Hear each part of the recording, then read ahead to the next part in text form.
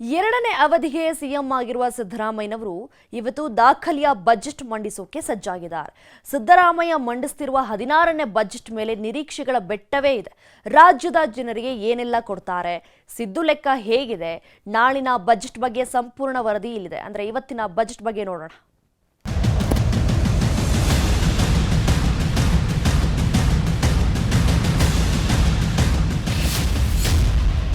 ಹದಿನಾರನೇ ಬಜೆಟ್ ಮಂಡನೆಗೆ ಲೆಕ್ಕರಾಮಯ್ಯ ಸನ್ನದ್ಧ. ಮುಖ್ಯಮಂತ್ರಿ ಸಿದ್ದರಾಮಯ್ಯ ರಾಜ್ಯದ ಆಯವ್ಯಯ ಮಂಡನೆ ಮಾಡುತ್ತಿದ್ದಾರೆ.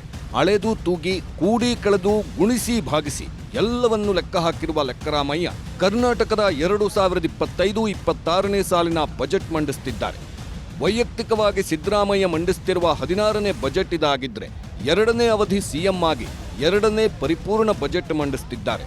ಬೆಳಿಗ್ಗೆ 10:30 ಸಿದ್ದರಾಮಯ್ಯನವರು ಬಜೆಟ್ ಮಂಡನೆ ಶುರು ಮಾಡಲಿದ್ದಾರೆ. ಹಾಗಿದ್ರೆ ಸಿದ್ದರಾಮಯ್ಯನವರು ಮಂಡಿಸಿರುವ 16 ಬಜೆಟ್ಗಳಲ್ಲಿ ಅತಿ ಚಿಕ್ಕ ಬಜೆಟ್ ಗಾತ್ರ ಎಷ್ಟು, ಅತಿ ಹೆಚ್ಚು ಸಾಲ ಮಾಡಿದ್ದು ಯಾವಾಗ, ಈ ವರ್ಷದ ಬಜೆಟ್ ಗಾತ್ರ ಎಷ್ಟು ಕೋಟಿ ಸಾಲ ಮಾಡ್ತಾರೆ ಅಂತ ನೋಡೋಣ. 1995-96ನೇ ಸಾಲಿನಲ್ಲಿ ಮೊದಲ ಬಜೆಟ್ ಮಂಡಿಸಿದ್ರು ಸಿದ್ದರಾಮಯ್ಯ.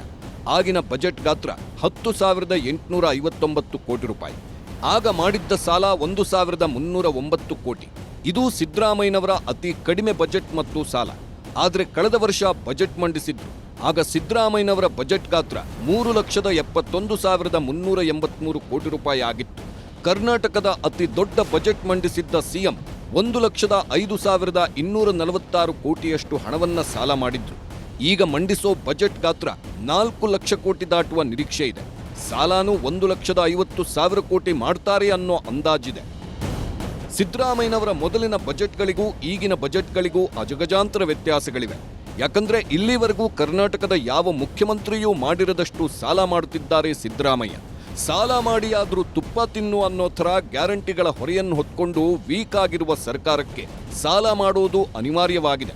ಸಾಲ ಎಷ್ಟು ಮಾಡ್ತಾರೆ ಅನ್ನೋದಕ್ಕಿಂತ ಜನರ ನಿರೀಕ್ಷೆಗಳೇನು, ಅದನ್ನ ಹೇಗೆ ಸಿಎಂ ನಿಭಾಯಿಸ್ತಾರೆ ಅನ್ನೋದು ಮುಖ್ಯ.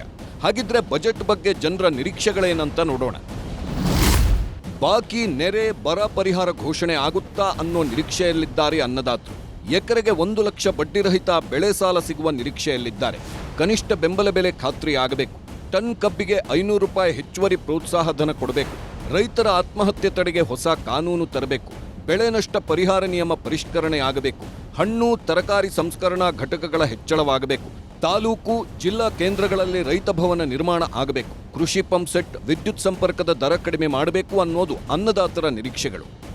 ಈ ಸಲದ ಸಿದ್ದರಾಮಯ್ಯ ಬಜೆಟ್ ಮೇಲೆ ಮಲೆನಾಡಿನ ಜನರಿಗೂ ಹಲವು ನಿರೀಕ್ಷೆಗಳಿವೆ. ವನ್ಯಜೀವಿ ಮಾನವ ಸಂಘರ್ಷಕ್ಕೆ ಮುಕ್ತಿ ಹಾಡಬೇಕು. ಆನೆ ಉಪಟಳ ತಡೆಗೆ ಆನೆ ಕಾರಿಡಾರ್ ಆಗಬೇಕು. ಮಲೆನಾಡಿನ 5 ಜಿಲ್ಲೆಗಳಿಗೆ ವಿಶೇಷ ಪ್ಯಾಕೇಜ್ ಘೋಷಣೆ ಆಗಬೇಕು. ಚಿಕ್ಕಮಗಳೂರು, ಧರ್ಮಸ್ಥಳ, ಕೊಡಗಿಗೆ ಮಿನಿ ಏರ್ಪೋರ್ಟ್ಗೆ ಮುನ್ನುಡಿ ಹಾಕಬೇಕು ಅನ್ನೋ ನಿರೀಕ್ಷೆಗಳಿವೆ. ಇದರ ಜೊತೆಗೆ ದಂಡದ ಜೊತೆ ಅಕ್ರಮ ಗಣಿಗಾರಿಕೆ, ಕಲ್ಲುಕ್ವಾರಿ ಸಕ್ರಮ ಮಾಡೋ ಸಾಧ್ಯತೆಯೂ ಇದೆ. ನೀರಾವರಿ ಕ್ಷೇತ್ರದ ಕಡೆ ಬಂದ್ರೆ ಮಹದಾಯಿ, ಕೃಷ್ಣ, ಮೇಕೆದಾಟು ಯೋಜನೆ ಜಾರಿಗೆ ಕೇಂದ್ರದ ಮೇಲೆ ಒತ್ತಡ ಹಾಕಬೇಕಿದೆ. ತುಂಗಭದ್ರಾ ಜಲಾಶಯದಲ್ಲಿ ಹೂಳೆತ್ತಲು ಕ್ರಮ ಕೈಗೊಳ್ಳಬೇಕಿದೆ. ಕೆರೆಗಳ ಪುನಶ್ಚೇತನ, ಅಂತರ್ಜಲ ಹೆಚ್ಚಿಸಲು ಮಳೆ ನೀರು ಕೊಯ್ಲು ಪದ್ಧತಿಗೆ ಜೀವ ತುಂಬಬೇಕಿದೆ. ಬರಪೀಡಿತ ಜಿಲ್ಲೆಗಳಲ್ಲಿ ಕುಡಿಯುವ ನೀರಿಗೆ ವಿಶೇಷ ಯೋಜನೆ ರೂಪಿಸಬೇಕಿದೆ. ಇನ್ನು ಸರ್ಕಾರದ ಪಾಲಿನ ದೊಡ್ಡ ಶಕ್ತಿ ಅಂದ್ರೆ ಅದು ನಾರಿ ಶಕ್ತಿ. ಈಗಾಗಲೇ ಗೃಹಲಕ್ಷ್ಮಿ ಯೋಜನೆಯನ್ನೋ ಬಂಪರ್ ಗಿಫ್ಟ್ ಕೊಟ್ಟಿದೆ ಸರ್ಕಾರ. ಸಾಲದು ಅಂತ ಮಹಿಳೆಯರಿಗೆಲ್ಲ ಶಕ್ತಿ ಯೋಜನೆಯಡಿ ಉಚಿತ ಬಸ್ ಪ್ರಯಾಣಕ್ಕೂ ಸರ್ಕಾರವೇ ಹಣ ತುಂಬುತ್ತಿದೆ. ಅನ್ನಭಾಗ್ಯ, ಉಚಿತ ವಿದ್ಯುತ್ ಯೋಜನೆಗಳು ಮಹಿಳೆಯರಿಗೆ ಲಾಭ ತಂದುಕೊಟ್ಟಿದೆ. ಆದರೂ ಮಹಿಳೆಯರು ಈ ಸಲದ ಬಜೆಟ್ನಲ್ಲಿ ಹಲವು ನಿರೀಕ್ಷೆಗಳನ್ನ ಇಟ್ಕೊಂಡಿದ್ದಾರೆ. ಸುಭದ್ರ ಉದ್ಯೋಗ, ಸಮಾನ ವೇತನಕ್ಕೆ ಕ್ರಮ ಕೈಗೊಳ್ಳಬೇಕು ಅನ್ನೋ ಬೇಡಿಕೆ ಇದೆ. ಸ್ವ ಉದ್ಯಮ, ಗೃಹ ಉದ್ಯಮ ಪ್ರೋತ್ಸಾಹಕ್ಕೆ ಅನುದಾನ ಹೆಚ್ಚಿಸಬೇಕು ಅನ್ನೋ ನಿರೀಕ್ಷೆ ಇದೆ. ಎಲ್ಲಾ ಕ್ಷೇತ್ರಗಳಲ್ಲೂ ಮಹಿಳೆಯರಿಗೆ ಪ್ರಾತಿನಿಧ್ಯ ಘೋಷಿಸಿ ಗ್ರಾಮೀಣ ಭಾಗದಲ್ಲಿ ಮಹಿಳೆಯರನ್ನ ಮುನ್ನೆಲೆಗೆ ತರಲು ಸಾಲ ವಿತರಣೆ ಹೆಚ್ಚಿಸಿ ಮಹಿಳಾ ಜಾಗೃತಿಗಾಗಿ ಬಜೆಟ್ನಲ್ಲಿ ಅನುದಾನ ಮೀಸಲಿಡಬೇಕು ಅನ್ನೋದು ಮಹಿಳಾ ಮಣಿಗಳ ಪ್ರಮುಖ ಬೇಡಿಕೆ. ಕರ್ನಾಟಕದಲ್ಲಿ ಸರ್ಕಾರಿ ಶಾಲೆ ಮುಚ್ಚುವುದಿಲ್ಲ ಎಂದು ಘೋಷಿಸಬೇಕು. ಖಾಲಿ ಇರುವ 11,769 ಶಿಕ್ಷಕರ ಹುದ್ದೆಯನ್ನ ಭರ್ತಿ ಮಾಡಬೇಕು. ಮಕ್ಕಳಿಗೆ ಮತ್ತೆ ಸೈಕಲ್ ವಿತರಣೆ ಪುನರಾರಂಭಿಸಬೇಕು.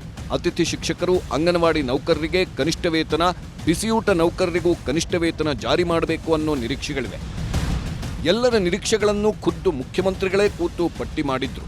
ಅಧಿಕಾರಿಗಳು, ಉದ್ಯಮಿಗಳು, ರೈತ ಸಂಘಟನೆಗಳ ಜೊತೆನೂ ಸಭೆ ಮಾಡಿ ಮಾಹಿತಿ ಸಂಗ್ರಹಿಸಿದ್ದಾರೆ.